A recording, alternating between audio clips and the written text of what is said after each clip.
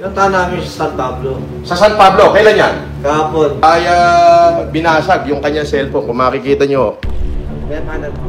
Ayan. Budget.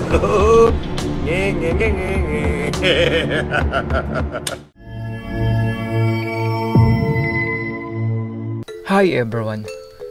Nahuli si Norman Inidoro na nagsisinungaling kung saan ay binasag daw ng bodyguard ni Boss MG ang cellphone pero wala naman itong sira. Sa video na ito ay panoorin natin ang pagkabisto ni Norman Inidoro sa kanyang kasinungalingan. Panoorin natin ang video na ito. Nagkumpisa ang video sa scripted na kwento ni Norman Inidoro at kasama nito na pumunta daw sila sa San Pablo. Nilusog mo si Makagago sa San Pablo? Punta kami ron.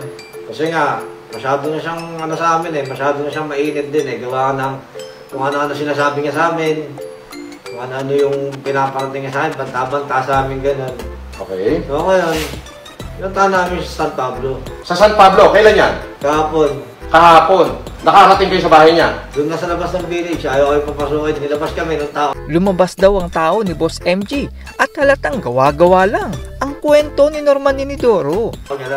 Nilabas ka ng tao niya, pero sinasabi mo na binasag yung cellphone mo? Binato ng gwardiya. At patingin nga kung talagang totoo yan, binato ng gwardiya yung cellphone mo. Ipinakita naman ni Norman Inidoro ang cellphone na may basag daw, pero dito ay nabisto siya na wala naman palang basag ang cellphone. Bistado ka ngayon, Norman Inidoro. Pumunta daw siya raw at nagbibideo daw siya, ngunit ang ginawa daw ng gwardiya ni Makagago ay binasag yung kanyang cellphone. Kung makikita nyo, ayan.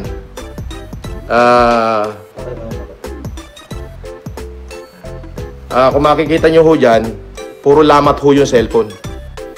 Ayan o, puro lamat. At basag. Ay, tumasalod pa ako. Hindi naman alam ni Norman Inidoro na rap ng Eminem ang kanyang binabasa. Sabi ni Joey Oak, 250, tama ka Boss FLM, if you had one shot, one opportunity to seize everything you ever wanted, in one moment, would you capture it or just let it slip? Pa-shout out po sa Ma'am Spaghetti Restaurant. Eminem, Ma'am Spaghetti Restaurant. Eminem, shout out. Ang matindi nito ay nagbigay pa ng advice si Norman Inidoro at tawang-tawa pa si Casper. So, ganito yan. Araw-araw maraming opportunity. But an opportunity that once in a lifetime, grab it. Bigyan ka ng example. Okay? March 15, alas 3 ng madaling araw. So, nasa aeroplano ako. Papunta akong Japan. Inihintay ako ng asawa at anak ko sa airport ng Haneda. So, nagbukas muna ako ng telepono. 3:30, narinig ko yung announcement ni Pangulong Rodrigo Duterte. 3:30 pa lang, nasa loob na ako ng... alas 3 pasado pa lang, nandun ako sa loob ng aeroplano. Alas 4 yung lipad. Ang boarding 3:45. Pero 3:15, nasa loob na ako ng aeroplano. 3:30, nagbukas ako ng cellphone, nakita ko nag-a-announce si Pangulong Duterte na ilalockdown ng Pilipinas. Sinabi naman ni Norman Inidoro ang ibig sabihin ng di ka libre at magugulat kayo sa ibig sabihin nito. Yan ang sinasabi ko sa iyo. Kaya nga di ka libre. Puro libre. Malupet. Pet malu. Oo. Ikaw naman, kung hindi ka naman at hindi ka nag-iisip, sa tingin mo ba ililibre ko dito ng presidential suite, lahat ng pagkain, kung hindi sandamakbak ang pera ko dito? Di ba? Oh, yan ang sinasabi ko sa iyo. Free breakfast, natural.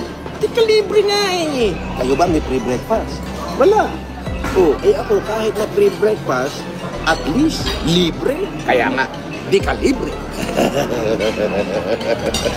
Oh, asang talo kayo, no? Ayan ang sinasabi ko. Hindi nyo kaya si FLM. Oh, si FLM, malupit yan. Di ka libre yan. Mahal ng taong bayan yan. Di ba? At least, buffet. Everyday buffet. Buffet sa umaga, buffet sa tanghali, buffet sa gabi, buffet pa sa merienda. Ganong kalupit, hindi kalibreng FLM. Hindi daw pinababayaan ng kataas-taasan si Norman Inodoro kung saan ay ang tubig niya ay aquapana. Ako nanga-Alaska lang ako. Pinakikita ko lang na ang tubig ko, aquapana. Aquapana, Tuscany. Di ba? Di ba? Samantalang ikaw, hampas lupang patay gutom. Ako, hindi ako pinababayaan ni Lord. Hindi ako pinababayaan ni Lord. Marami kong pera, maraming kwarta, maraming binigay si Lord na magbibigay sa akin ng kwarta. Pati nga basher inutusan ni Lord na bigyan ako ng pera. Kita mo, nagpapalipad basher. Di ba? Yan ang di kalibre. Napagkamalan namang tula ni Norman Inodoro ang kanta ng Chemical Romance. Manong, when I was a young boy, my father took me into the city to see a marching band. He said, son, when you grow up, you be the savior of the broken. Sabi ni Richmond Duck, parang ano yan parang tula anyway, maganda yan.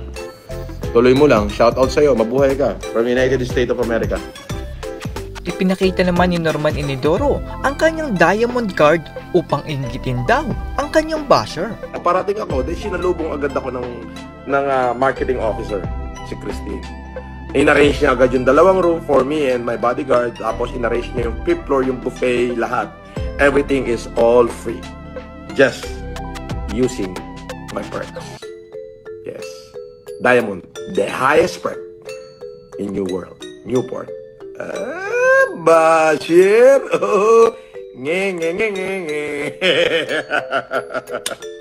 Diba? Ang sakit ng katotohanan, diba, Bashir?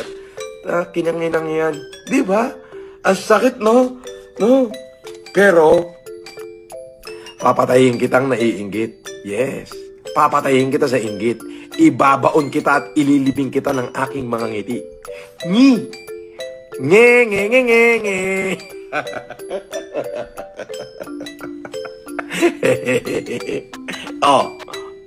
Di ba? Yan ang sinasabi ko sa'yo. Alam mo kung ilan ang diamond card ko?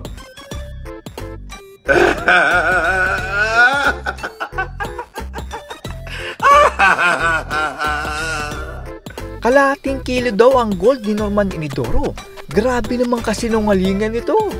Lodi, solid ang bracelet natin Arbor ko lang. Eto, aarborin mo. Grabe ko naman. 1 milyon bili ko dyan, aarborin mo. Ang tigas mo, kalahating kilo yan, no? Hindi pala kalahating kilo. 190 grams lang. 24 carats. Binili ko sa Dubai. Nung pumunta kami na misis. Kasabay nung nag-helicopter ako sa Dubai. Ayan, binili ko to doon. Tapos binilang ko si misis ng parang kay Leopatra. Sinoli daw sa akin. Hihintay ko nga Babawiin ko lahat yun.